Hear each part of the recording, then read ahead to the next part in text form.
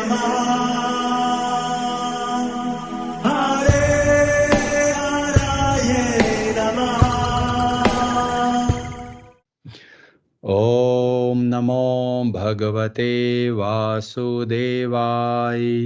ॐ अज्ञानतिमिरान्धस्य ज्ञानाञ्जनशलाकया चक्षुरुन्मीलितं येन तस्मै श्रीगुरवे नमः। श्रीचैतन्यमनोऽभीष्टं स्थापितं येन भूतले स्वयं रूपः कदा मह्यं ददाति स्वपदान्तिकं। वन्देऽहं श्रीगुरो श्रीयुतपदकमलं श्रीगुरून् वैष्णवांश्च श्रीरूपं साग्रजातं सहगणरघुनाथान्वितं तं सजीवं साद्वैतं सावधूतं परिजनसहितं कृष्णचैतन्यदेवं श्रीराधाकृष्णपादान् सहगणललिता श्रीविशाखान्वितांश्च। नमः ॐ विष्णुपादाय कृष्णप्रेष्ठाय भूतले श्रीमते भक्तिवेदान्त स्वामिनिति नामिने। नमस्ते सारस्वते देवे गौरवाणी प्रचारिणे निर्विशेष शून्यवादी पाश्चात्य देश तारिणे। नमो महावदन्याय कृष्ण प्रेम प्रदायते कृष्णाय कृष्ण चैतन्य नाम्ने गौरतुषे नमः। हे कृष्ण करुणा सिंधु दीनबंधो जगतपते गोपेश गोपिका कांत राधा कांत नमोस्तुते। तप्त कांचन गौरांगी राधे वृंदावनेश्वरी वृषभानुसुते देवी प्रणमामि हरिप्रिये। वाञ्छाकल्पतरुभ्यश्च कृपा सिन्धुभ्य एव च पतितानां पावनेभ्यो वैष्णवेभ्यो नमो नमः। जय श्री कृष्ण चैतन्य प्रभु नित्यानंद श्री अद्वैत गदाधर श्रीवास आदि गौर भक्त वृंद। हरे कृष्ण कृष्ण कृष्ण हरे हरे, हरे राम राम राम हरे हरे। कार्पण्य दोषोपहत स्वभाव प्रच्छामि त्वां धर्म सम्मूढचेताः। यच्छ्रेयस्या निश्चितं ब्रूहि तन्मे शिष्यस्ते अहं शाधि मां त्वां प्रपन्नम्। हरे कृष्णा जी, आप सबका बहुत बहुत स्वागत है भगवत गीता का पहला जो सेशन है उसमें। आज बहुत ही शुभ राम नवमी का अवसर है, तो हम भगवान श्री राम के चरणों में प्रार्थना करते हैं कि हमारे अंदर का जो रावण है, जो हमको गलत कार्य करने की प्रेरणा देते हैं, जो हमारी बुरी आदतें हैं, जो हमारे बुरे विचार है, जो हमारी बुरी इच्छाएं हैं, उन सब का जो नाश करे, ऐसे हम प्रार्थना करते हैं भगवान श्री राम के चरणों में।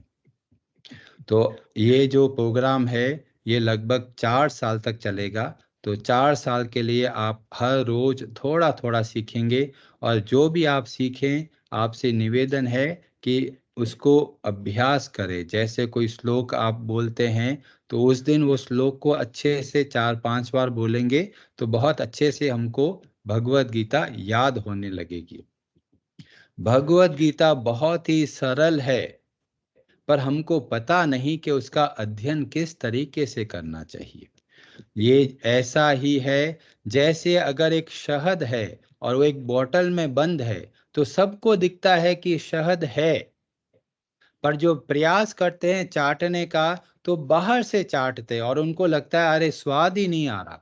ऐसे ही बहुत सारे लोग भगवत गीता के बारे में सुनते हैं और सोचते हैं मैं भगवत गीता खोलूंगा और सब बातें समझ में आ जाएगी, पर वो क्या है, जैसे शहद में ढक्कन लगा हुआ है बोतल में, ऐसे ही भगवत गीता को जब खोलते हैं तो कुछ समझ में नहीं आता और कई बार लगता है अरे ये तो बहुत भारी है, हमसे इस जन्म में तो ये भगवत गीता नहीं समझ पाएंगे।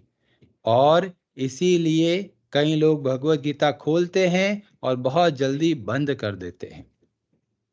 और इसलिए हमको चाहिए कि भगवत गीता की विधि क्या है, किस तरीके से हम भगवत गीता को समझें। जब विधि हमको पता होगी तो हम भगवत गीता लगेगा, अरे इतना अद्भुत ग्रंथ है, इतने साल हमने ऐसे ही व्यर्थ कर दिया।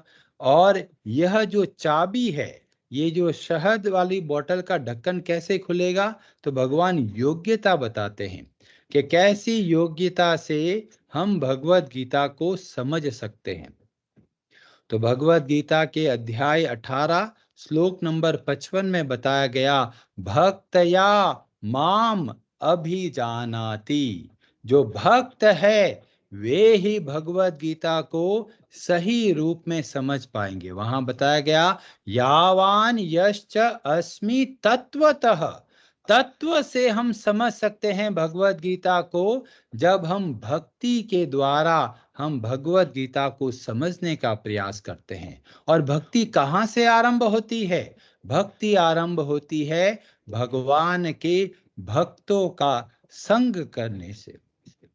और अगर हम इस तरीके से भगवत गीता को समझते हैं, एक भक्ति का भाव लेकर, और भक्तों के संग में जब हम भगवत गीता समझने का प्रयास करते हैं, तो हमें लगता है भगवत गीता बहुत आसानी से हम समझ सकते हैं और अपने जीवन में इस अद्भुत ज्ञान का लाभ ले सकते हैं। भगवत गीता एक बहुत ही बड़ा प्रसादिक ग्रंथ है। प्रसादिक ग्रंथ का मतलब होता है प्रसाद। प्रसाद का मतलब होता है कृपा। कोई गणित की किताब है, मैथमेटिक्स की बुक है, लोग खोलते हैं और समझ लेते हैं जी हमको समझ में आ गया। पर भगवत गीता ऐसे समझ में नहीं आती। भगवत गीता को समझने के लिए हमारे ऊपर कृपा होनी चाहिए। और जब हम भक्ति के भाव से भगवान से प्रार्थना करते हैं, तब भगवत गीता अपने आप को प्रकट करती है। तब ये जो श्लोक हमको जो पहले बहुत कठिन लगते थे, अब लगता है अरे इतना सरल तरीके से भगवान ने सारी की सारी बातें हमें सिखाई है। जो जो आवश्यक चीज है, जो हमें इस जीवन में रहना कैसे है, किस तरह से हमारा जीवन को चलाना है, और किस तरीके से संसार के बंधनों से बाहर निकलना है, वह सब क्या सब भगवान श्री कृष्ण ने इस भगवत गीता में हमको बताया है। कई लोग समझते हैं कि ये जो श्री कृष्ण हुए यह तो काल्पनिक है। कई लोग सोचते हैं कि जी ठीक है, बहुत सारे हुए हैं, एक और हो गया जिन्होंने साधना करी होगी और उन्होंने बोला और ये लोग समझने लग गए। भगवान श्री कृष्ण स्वयं भगवान है, उनको कोई काल्पनिक न समझे। जब भगवान पूर्ण पुरुषोत्तम है और उनकी जो वाणी है उनके अंदर भी किसी तरह की कमी नहीं हो सकती। तो भगवत गीता का हर एक श्लोक बहुत ही गंभीर, बहुत ही गहराई वाला है। और इसको समझने के लिए जब हम भक्ति के सिद्धांतों का पालन करते हैं, तो हम क्या करते हैं, जैसे समुद्र के अंदर गहराई में जाते हैं, जितनी बार डुबकी लगाते हैं उतनी बार हमको नए नए रत्न मिलते हैं।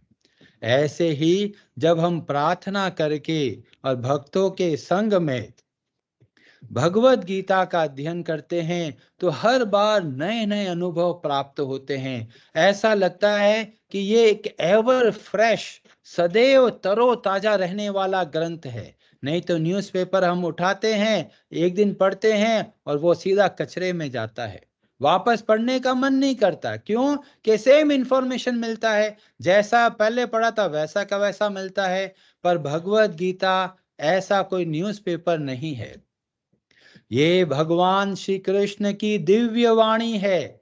जितना हम प्रार्थना करके इनको समझने का प्रयास करते हैं, सेम श्लोक होगा, हर बार नया अनुभव मिलेगा।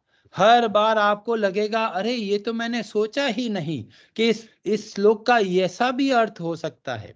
और इसलिए आप प्रार्थना करके भगवत गीता को समझने का प्रयास करें। जब हम भगवान की शरण में रहकर और फिर भगवत गीता का अध्ययन करते हैं तो हमें लगता है अरे भगवत गीता इतना अद्भुत ग्रंथ है जो हमारे जीवन को बदल सकता है।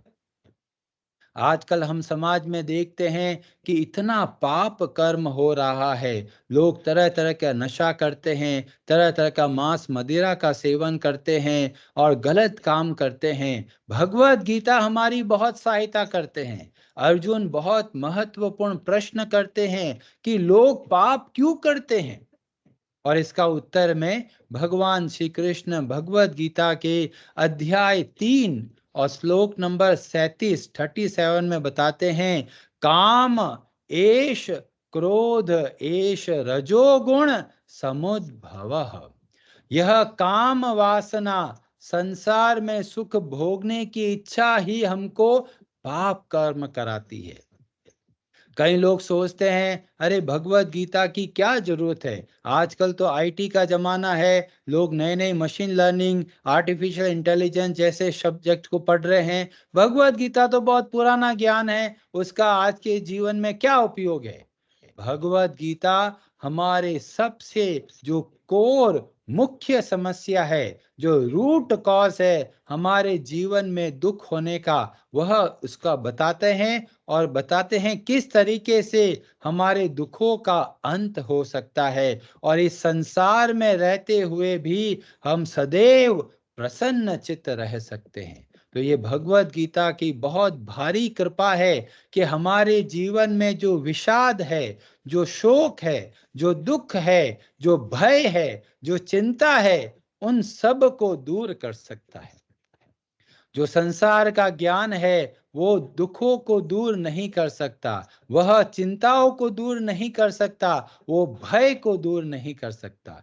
पर भगवत गीता का ज्ञान ऐसा है जो हमारे सारे भयों को दूर कर सकता है। और इसीलिए इस ग्रंथ की आज भी उतनी ही आवश्यकता है जितनी आवश्यकता अर्जुन को थी। अर्जुन भी विषादग्रस्त, चिंतामय और रास्ता नहीं मिल रहा है, और आज के जीवन में भी हमें ऐसा देखने को मिलता है। जीवन में कई बार दुख आता है, कई बार पीड़ा आती है। हम सोचते हैं कि हम लोगों के साथ ऐसा क्यों हो रहा है, कौन ये सब करवा रहा है। और जब हम भगवत गीता को समझते हैं तो हमें पता चलता है कि जीवन में कभी भी दुख या जीवन में सुख ऐसे ही नहीं आता। उसके पीछे बहुत बड़ा उद्देश्य है, और उद्देश्य क्या है? केवल हमारी भलाई, केवल हमारा भला किस में हो, वह हमारे लिए ही वह जीवन में घटनाएं होती है। और यही बात को भगवान श्री कृष्ण भगवत गीता में हमको बताते हैं। कई लोग सोचते हैं अरे भगवत गीता उठाते हैं तो लगता है ये जो श्री कृष्ण है ये सब अपना खुद का गुणगान करने में लगे हुए हैं, बोलते हैं मैं ऐसा हूं, मैं वैसा हूं, अहम सर्वस्य प्रभवो, सब कुछ मुझसे उत्पन्न होता है। तो कई लोग सोचते हैं लगता है भगवान श्री कृष्ण अपनी खुद की तारीफ करे जा रहे हैं, पर ऐसा नहीं है। भगवत गीता में भगवान श्री कृष्ण जो भी बोलते हैं उनके पीछे केवल एक भाव है, और वह भाव है हमारे हित का, हमारी भलाई कैसे हो, हम कैसे इस संसार के दुखों से बाहर निकल सके। इसी भाव से भगवत गीता हमें ये बहुत अद्भुत उपदेश बताती है। 10वें अध्याय के पहले श्लोक में भी भगवान श्री कृष्ण बोलते हैं कि जो मैं बोल रहा हूं, क्यों बोल रहा हूं? वक्ष्यामि हित काम यया, तुम्हारी भलाई के लिए बोल रहा हूं। ऐसे ही 18वें अध्याय के 64वें श्लोक में भी भगवान श्री कृष्ण बोलते हैं, वक्ष्यामि ते हितम, तुम्हारी भलाई के लिए ही मैं यह भगवत गीता का ज्ञान बता रहा हूं। और यह भगवत गीता कैसा है? एक ट्रांसफॉर्मेशनल लिटरेचर है। इसमें हमारा बदलाव होगा। हमारे मन में जो बुरे विचार आते हैं, बुरी इच्छाएं आती है, वो धीमे धीमे खत्म होने लगेगी, ये गारंटी है। अगर हमने भगवत गीता को भक्तों के संग में समझा है और भक्ति के नियमों का पालन किया है, तो आप सबसे निवेदन है कि आज से जो लोग जप नहीं करते वो हर रोज कम से कम एक माला का जप अवश्य करें। हरे कृष्णा महामंत्र का जो बोलते, जय श्री कृष्ण चैतन्य प्रभु नित्यानंद श्री अद्वैत गदाधर श्रीवास आदि गौर भक्त वृंद, ये एक बार बोलना है और फिर 108 बार बोलना है।